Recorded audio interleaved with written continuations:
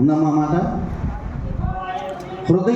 యెహోవాయే హృదయములను పరిశీలించువాడు. అది సామెతల గ్రంథం 16:25 కూడా చదివితే, ఒకని మార్గము వాని దృష్టికి యథార్థముగా కనబడును, అయినను తుదకు అది మరణమునకు చేరు. చూడండి, ఒకని మార్గము వాని దృష్టికి యథార్థంగా కనబడతాయి. ఇక్కడేమో యథార్థంగా, ఇందాక చదివినేమో న్యాయమే, నా దృష్టికి నేను కరెక్టే.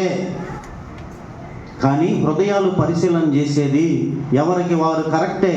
కానీ బైబిల్ దగ్గరికి వెళ్తే, దేవుని దగ్గరికి వెళ్తే, దేవుడు ఏది రైటో ఏది తప్పో తెలియచేస్తాడు. దాని ప్రకారం ఎవరైతే జీవితాలు దిద్దుకొని నడుస్తారో వారి జీవితాలు ఆశీర్వదించబడతాయి. మనుష్యులు హల్లెలూయా.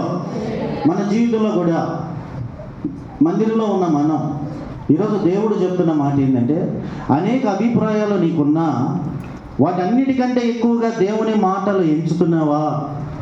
దేవుని మాటలు ఎక్కువగా ఎంచి, అంటే అలాగా నిర్ణయం తీసుకొని ఎవరైతే దేవుని మాటల ప్రకారం బ్రతుకుతారో ఖచ్చితంగా అన్ని విషయాలు దీవెనకరంగా మారతాయి. దావీదు జీవితంలో కూడా అదే జరిగింది.